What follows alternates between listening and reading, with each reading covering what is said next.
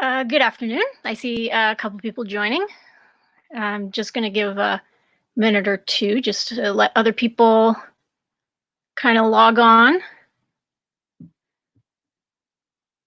Okay, great. Just got confirmation it's actually working. It's always the biggest fear. Okay.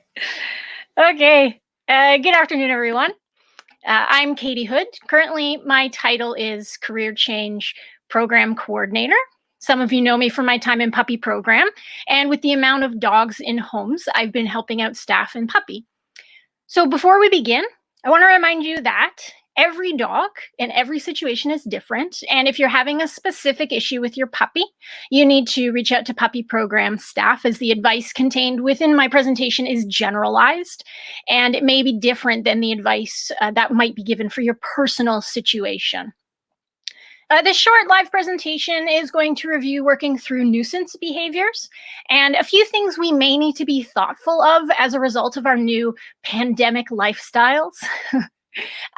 Kate Healy, who is puppy program staff for Oakville and Eastward, coined a term that I'm using on the regular. It's living on COVID time.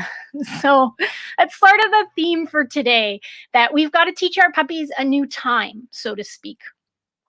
Now, routine in dog training is crucial. I likely don't have to tell many of you that, because, for example, teaching our puppies to go to the bathroom outdoors, we need to follow a very regular routine in order for them to be successful. But sometimes routine in a dog's life can backfire and things become predictable.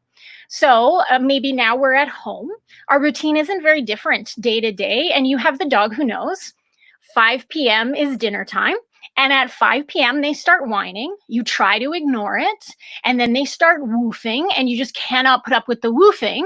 So you say, okay, fine, that's it. And you go and you feed them. Well, now your puppy has learned that whining and woofing gets them fed. So during this time, I think it's safe to say everyone's routine has changed. Whether you're working from home or you're waiting for your regular routine to restart once restrictions are lifted, we want to make sure our routine isn't detrimental to our pups. There are times when predictability supports a dog. So, for example, when we have a dog who is struggling with crate training or has separation anxiety, teaching them that you always come back to them is how we work to address this. There are some really great tips in the past email blast about that, so make sure you check that out if you're concerned about that for your own puppy. But basically what we're teaching puppies by working in very short durations is that the person always returns, so there's no reason to panic. When we're at home a lot, it's easy to let crate training go by the wayside. So you've been given direction from your puppy staff around crating during the day. But if your puppy is having a hard time crating with someone nearby, you can work on this short exercise. I'm going to show you a video of my foster puppy from when she was young. Some of you may have seen this, but I'm going to talk through it about the training goals and what I was working to achieve. She really struggled in the crate. She was very vocal. So I started working on this with her, and you'll just need to give me a minute to get it all. Okay, so that's my little black puppy who shows up really well on videos. I should have requested a yellow. But you'll notice I put down towels in the crate as it encourages sniffing, which will come into play very soon.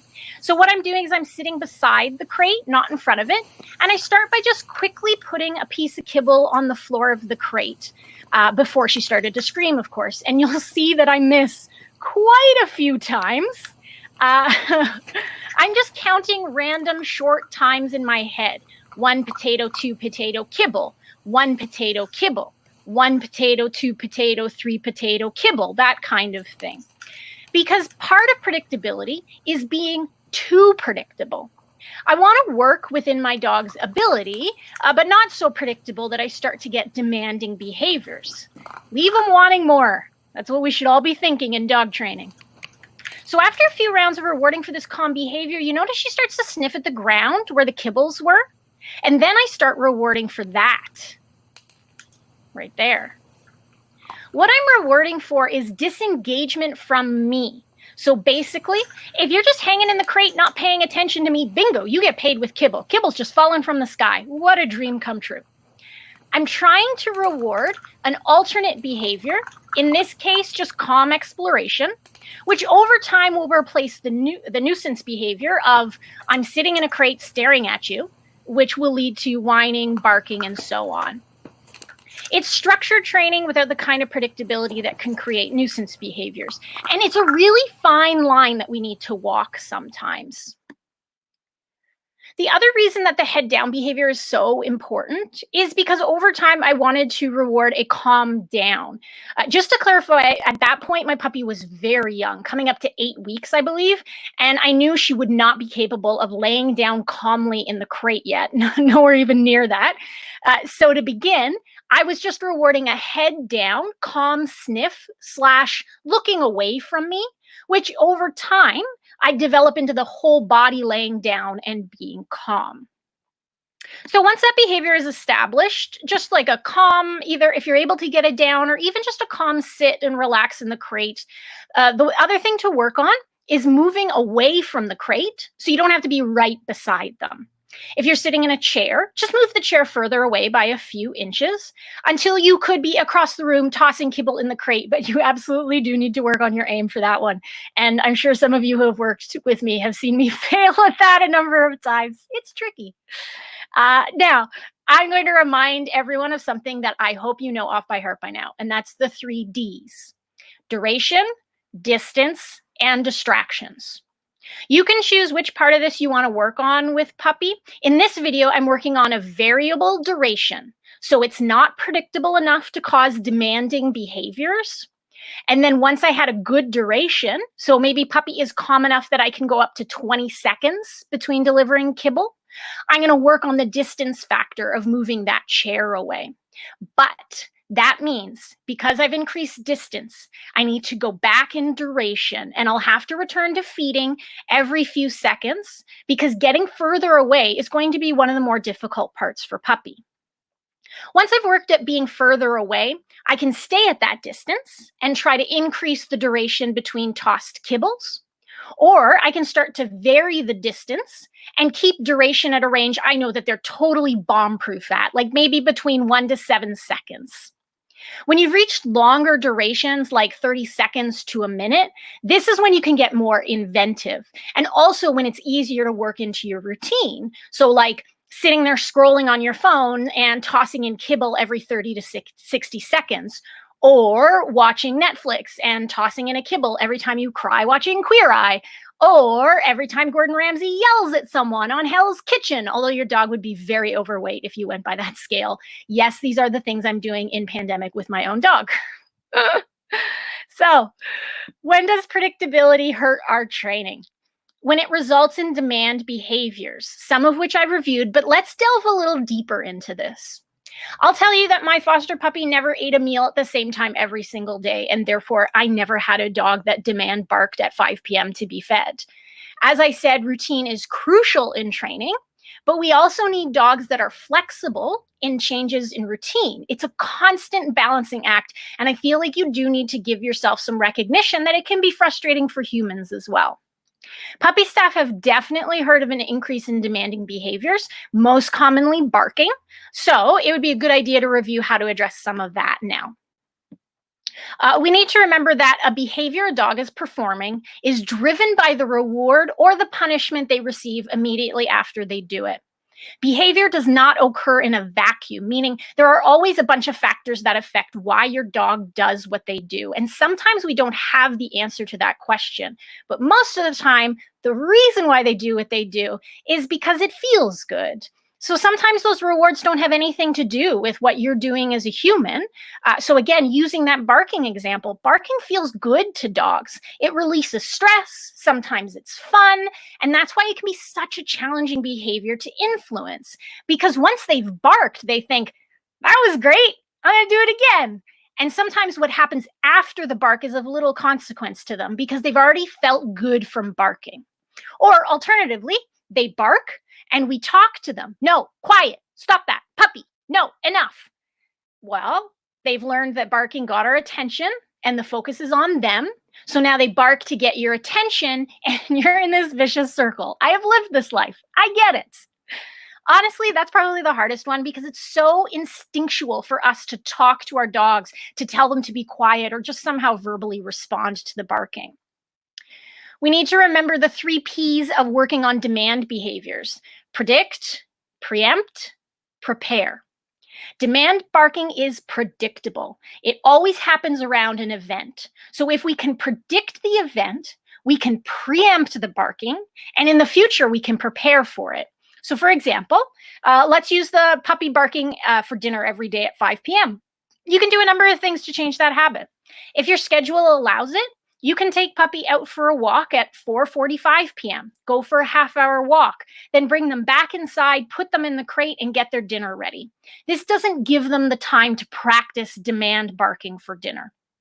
Or at 4:30, try doing a short training session with them to see if it tires them out and pushes dinner time forward. Maybe at 4:50 p.m., you work on a calm down on a dog bed, rewarding at random time intervals that your dog can remain calm within. And then at the end, they get their dinner. These are just some ways to make a more variable meal time so we don't instill predictability that leads to demanding behaviors.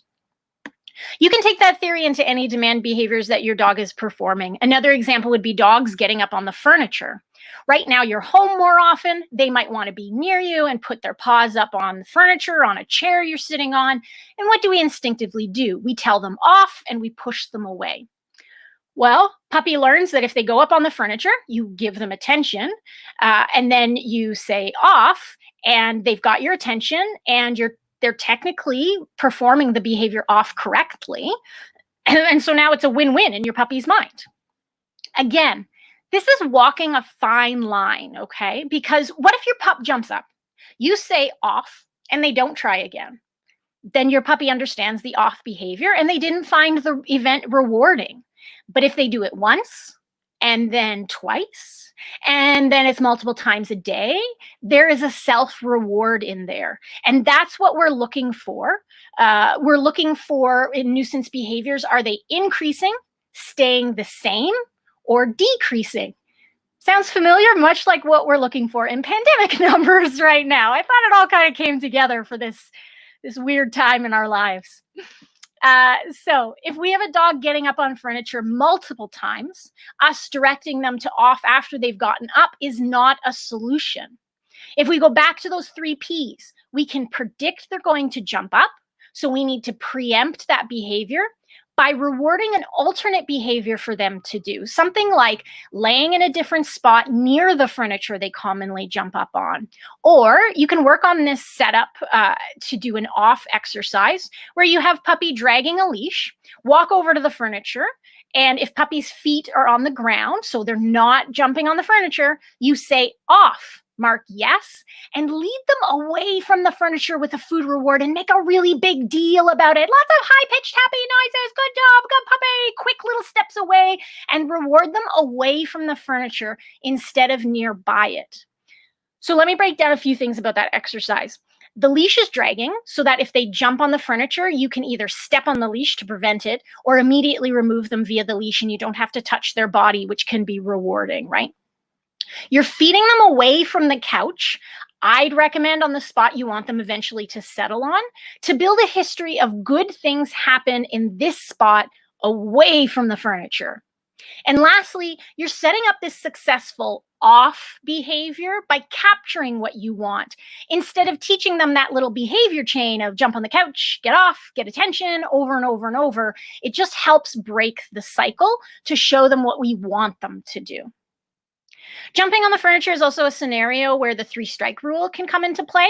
I've done this when I've seen puppies in homes. I come in and they immediately jump up on the furniture. Foster family freaks out, but it's just because they're excited to see me there and they want to be close to me. So the first time, I give them the benefit of the doubt and I just remove them without paying any attention to them. If it happens a second time, I try to give them a clearer behavior to do, so a sit or a down nearby me, and I reward them for that behavior. But if that's not enough, and then they try a third time to get up, I just remove them to their crate. I don't talk to them, show any emotions. I just calmly put them away and don't engage with them. Sometimes I might throw a little bit of a temper tantrum, but that's to be expected because they're really worked up and they're quite emotional. But again, if we know that when people come over, our puppy jumps up on the couch to try and be near them, then that third P comes into play. We can prepare by having puppy in a crate when guests arrive, bring puppy out on a leash so we can keep them from jumping up on the furniture, and heavily reward them for remaining 4 paws on the floor. So, a little recap of what we discussed here, and then I'm going to answer a few questions from foster families. We want to make sure, with all the changes to our lifestyle right now, that routine and predictability supports our puppy's training instead of encouraging demanding behaviors. A behavior becomes demanding if we see an increase of it or it's happening on a regular basis versus it just being a one-time event. We want to rely on the 3 Ps of training nuisance behaviors: predict, preempt, and prepare. Make sure you're shaking things up in your puppy's day. It doesn't have to be anything dramatic. Just going for walks at different times, mixing up when you do training sessions. Even just changing those small events can make a big difference to having a puppy that thrives within routine instead of relying on it. And all that to say, again, I repeat, every situation is different. And if you have a specific question about your puppy's behavior, please reach out to your puppy program staff member and they will personalize a training plan for you and your pup. Now, I'm going to review some of the questions that we've gotten from foster families. So the first question: how much walking and or exercise should our puppies really be getting? Awesome question. And like all great questions in dog training, the answer is it depends. So let's break down the it depends answer. I know it's a juggling act, okay? Trying to tire out puppies so they don't drive you bananas and you can actually get something done. But there is a real concern in over-exercising puppies. First off, they have not fully developed physically, so over-exercising them puts them at risk of soft tissue injuries and long-term health issues. Secondly, you can what we call train a canine athlete. That is a dog who requires an excessive amount of exercise just to be calm day in, day out. Lastly, it depends on their age. Very young puppies do not need a lot of exercise and they won't walk on leash for very long. Older puppies, we usually say 90 minutes of a walk per day. So 45 in the morning, 45 at night, or broken up multiple times throughout the day. And if you have a younger puppy, it's usually better to break it up to multiple times throughout the day. We don't want cardio exercise to be going past 20 minutes at max. If you live in a home with multiple dogs, you need to be making sure that they don't spend the day playing with each other, as this can create, again, a canine athlete who never tires, or a dog who thinks that every dog is an opportunity to play. Multi-dog homes need lots of crating and rotating, or ensuring that their dog can be calm in a room or on a dog bed while another dog is in the same room. Next question: can puppies age out of being recalled into the dog guides training program? I know that with all the changes recently, this is a concern for some families that for some reason their dogs won't be accepted into training, but I just wanted to reassure you on behalf of management and everyone in the puppy program that right now this is not a concern for us. So while puppies may be with you a little longer than our past averages, being too old is not a concern for us when it comes to recalls. Why are we not allowed to have playdates with other foster dogs? And what are the rules around puppy sitting? So I lumped these two together because both of them have a lot of similarities in their answer. So I thought I would just kind of keep them together. At this time, we're asking that all puppy sitting requests be sent to puppy staff and they will be reviewed on a case-by-case basis. And the similar reasons between playdates and sitting is because Dog Guides is trying to avoid having puppies back and forth between homes as much as possible. One of the other reasons, probably the most important reason, is that many municipalities, as well as the provincial government, has requested that people suspend non-essential travel. So that's any travel outside of picking up groceries, medications, doctor's appointments, driving to work if you're an essential worker, events of that level of importance.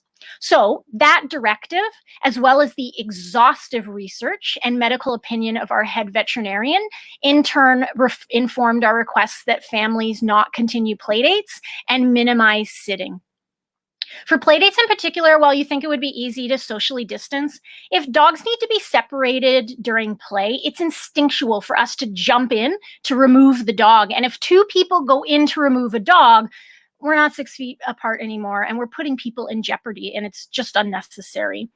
Also, if anything were to happen and a dog needed medical attention, I mean, you've seen the great lengths that our veterinary staff is going to ensure the health of every dog in our program.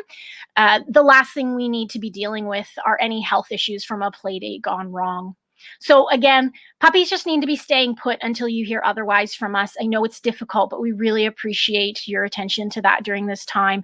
And if you need puppy sitting, no matter the duration, it should be reviewed by puppy staff. So that's pretty much everything for today. I just wanted to give a shout out to Maria, our communications manager, for helping arrange this and moderate things while I have to talk a lot.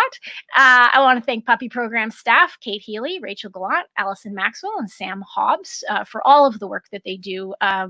We are just really hopping around here, and we really appreciate your patience in us getting back to you and your flexibility as we also navigate these very odd times for all of us. So we really appreciate your patience.